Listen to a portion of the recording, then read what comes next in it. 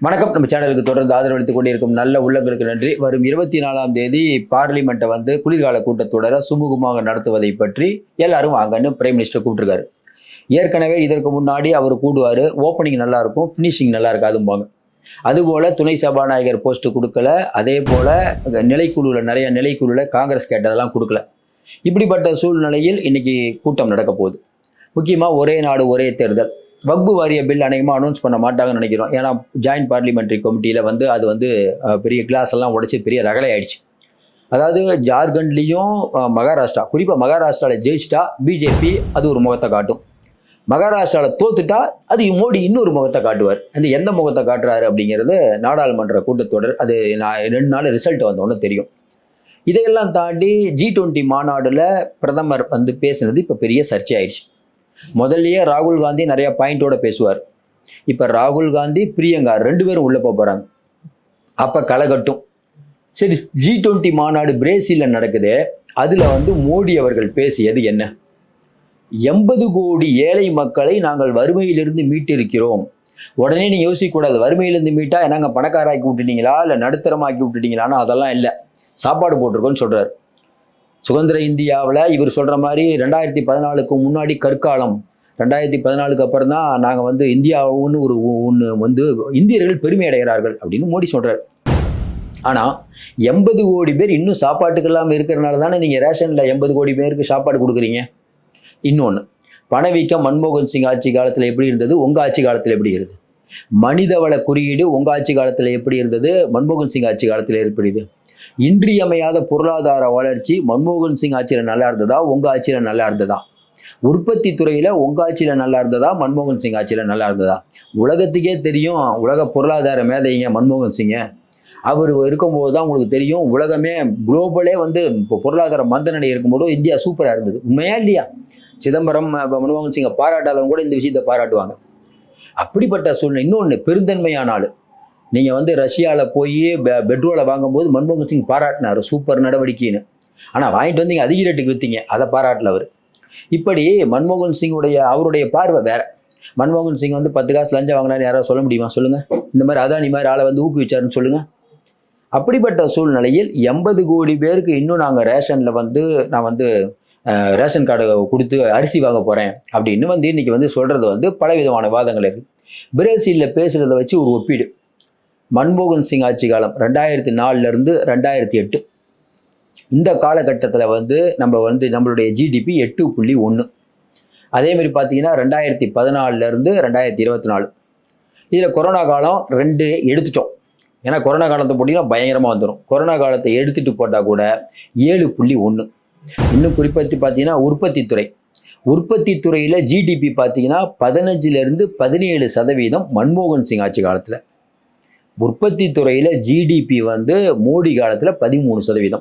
நீங்களே கொஞ்சம் யோசனை பாருங்கள், 15 17 பெருசா 13 பெருசா அப்படின்னு யோசனை பண்ணி பாருங்கள். ஏன்னா உற்பத்தி துறைங்கிறது ரொம்ப ரொம்ப முக்கியமான துறை. இன்னும் குறிப்பாக பார்த்தீங்கன்னா இன்றைக்கி இருக்கக்கூடிய சூழ்நிலையில் மனிதவளத்துறையில் நம்மளுடைய நாடு 2004ஆம் ஆண்டு வந்து 131வது நாடாக இருந்தது. ஐயா மோடி வரும்போது 2-3% குறைஞ்சி இன்னைக்கு 132 நாடாக இருக்கிறது மனிதவள குறியீடில். இது ஏற்றமா குறைச்சலா? ஒன்று. இன்னொன்று, ஐக்கிய முற்போக்கு கூட்டணியில் ஏற்றுமதி துறை இருக்குல்ல, ஏற்றுமதி துறையில் நம்ம ஏற்கனவே வந்து 80 இருந்தோம், அதுக்கப்புறம் 300 ஆனோம். கிட்டத்தட்ட பார்த்தீங்கன்னா பல மடங்கு ஏற்றம் கண்டோம். ஆனால் இன்னைக்கு மோடி அவர்கள் வந்தபோது ஏற்றம் கண்டிருக்குது, வெறும் 1.5% ஏற்றம் கண்டு 300லேருந்து 400 ஆகிரும். 80லேருந்து 300 வந்தது மன்மோகன் சிங் ஆட்சி, 300லேருந்து 400 வந்தது ஐயா மோடி ஆட்சி. எது சிறப்பு? இதையெல்லாம் தாண்டி உள்நாட்டில் இருக்கக்கூடிய, அதாவது மக்களுக்கு வந்து புரதச்சத்து ஊட்டச்சத்து குறைபாடால் இன்னைக்கும் வந்து பெரும்பாலான 40 வயசுக்கு உட்பட்ட மகளிர் பாதிக்கப்படுறாங்க.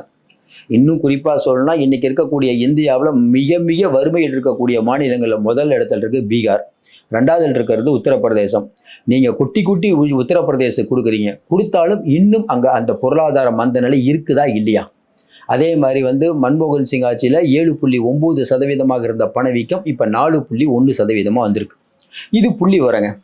இப்போ நம்ம என்ன கேட்குறோம்னா, ஐயா மோடி அவர்கள் சொல்கிறாரு, இந்தியாவில் வந்து 80 கோடி பேருக்கு வந்து நாங்கள் வந்து வறுமையிலேருந்து மீட்டிருக்கோன்ட்டு. ஒரு நாட்டில் இருக்கக்கூடிய பிரதமர் ஒரு G20 மாநாட்டுக்கு போயிட்டு, இதுக்கு முன்னாடி நிறைய மாநாட்டில் இப்படி தான் சொல்லுவார் அவர், நான் வந்ததுக்கு அப்புறம் தான். அப்போ மாநாட்டில் நமக்கு என்ன சந்தேகம்னா, நீங்கள் வந்து 10 வருடங்களுக்கு பிறகும் 80 கோடி மக்களை இன்னும் ஏழ்மையிலிருந்து மீட்க முடியவில்லை என்றால் அது நல்ல அரசா இல்லையா அப்படிங்கிறத பொதுமக்கள் பார்வையிலே விட்டுறோம்.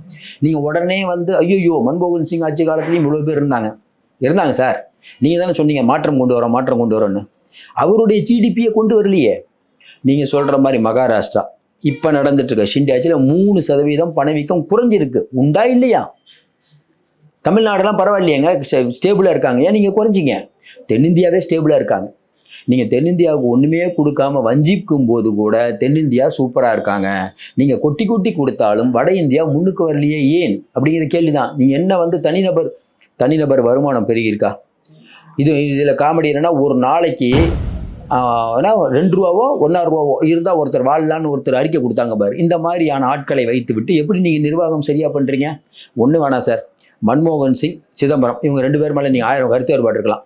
மோடி, நிர்மலா இந்த 2 பேர் இவங்க அறிவாளியா அவங்க அறிவாளியா? ஈஸியாக சொல்லுங்கள் சார்.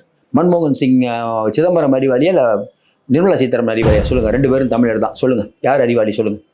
சிதம்பரம் அவர்கள் ரொம்ப தெளிவாக சொன்னார், தப்பான பாதையில் போயிட்டுருக்கீங்க, உங்களுக்கு சரியான புரிதல் இல்லை. ரிசர்வ் பேங்க்லேருந்து என்னைக்கு நீங்கள் பணத்தை வாங்கினீங்களோ அன்னைக்கே மிகப்பெரிய தவறு பண்ணியிருக்கீங்க. எவ்வளோ பணம்னு சொல்கிறது இல்லை, வாராக்கடன் இந்த அளவுக்கு இருக்குது. நீங்கள் ஜிஎஸ்டிங்கிறீங்க, ஜிஎஸ்டியில் 1000 குளறுபடிகள். ஒன்றும் வேணாம் சார். நேற்று வந்த நிதிக்குழு 15th பே கமிஷன் என்ன சொல்கிறாங்க, 16th பே கமிஷன் என்ன சொல்கிறாங்க, தமிழ்நாடு வந்து சூப்பராக ரெக்கார்ட்லாம் மெயின்டைன் பண்ணி எங்களுக்கு சைட்டாக கொடுத்துருக்காங்க. அந்த பனாரியா தலைமையில் வந்த குழு இன்னொன்று சொல்கிறாங்க, 41% இருந்த ஜிஎஸ்டி பகிர்வுங்கிறது 50% கேட்டிருக்காங்க நிறைய அரசாங்கம்னு. ஏன் இது வரைக்கும் நீங்கள் கொடுக்க மாட்டீங்க? இப்போ மாநிலங்கள் வந்து நிறையா தன்னுடைய நிதியை பெருக்கணும். நிதியை பெருக்கிறதுக்கு வேறு என்ன பண்ணுறது? டாஸ்மார்க் ஏதோ ஒன்று பண்ணுறாங்க. இன்னும் குறிப்பாக பார்த்தீங்கன்னா காலையில் நேற்று வந்து சிப்காட்டில் ஒரு ஆலையை சோதனை நடத்திட்டு இருக்காங்க. நல்ல பேர் டக்குன்னு வரையில் அதை சோதனை நடத்தியிருக்காங்க. அந்த நிறுவனத்தை ஏன் சோதனை நடத்துகிறாங்கன்னா, ஒரு வாரத்துக்கு முன்னாடி தான் தமிழ்நாடு அரசு அவங்களுடைய ஒப்பந்தம் போட்டிருக்காங்க. ஒப்பந்தம் போட்ட நிறுவனத்தில் நீங்கள் ரைடு பண்ணுறீங்க. அதே மாதிரி பார்த்தீங்கன்னா நிறையா தொழிலை தமிழ்நாட்டிலேருந்து அனுப்பிட்டு குஜராத்துக்கு கொண்டு போயிடுறீங்க.